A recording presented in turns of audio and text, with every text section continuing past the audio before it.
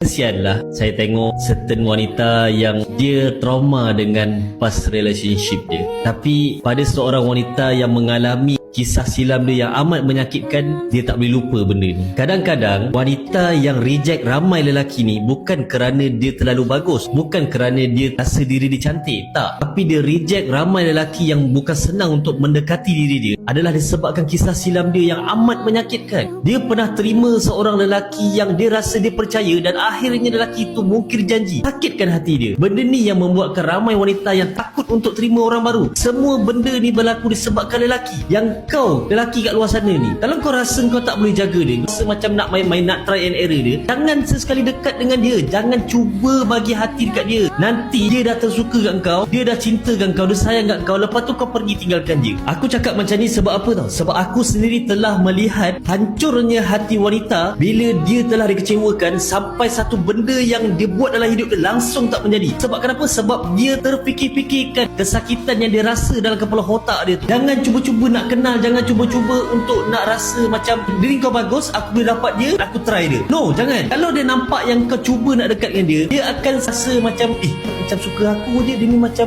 nak kat aku ke? Tak apalah, aku cubalah try buka hati aku kat dia. Dan bila dah try buka hati dia dekat kau, kau kecewakan. Bro, dia pilih kau. Rasa bersyukur sikit sebab tak semua orang dapat peluang macam ni. Ada orang kat luar sana yang terkejar-kejar kat dia, tergila-gila kat dia, tapi dia tak pandang pun. Dia tetap juga nak pilih kau. Dia pilih kau sebabkan dia rasa kau bagus, kau boleh jaga dengan baik.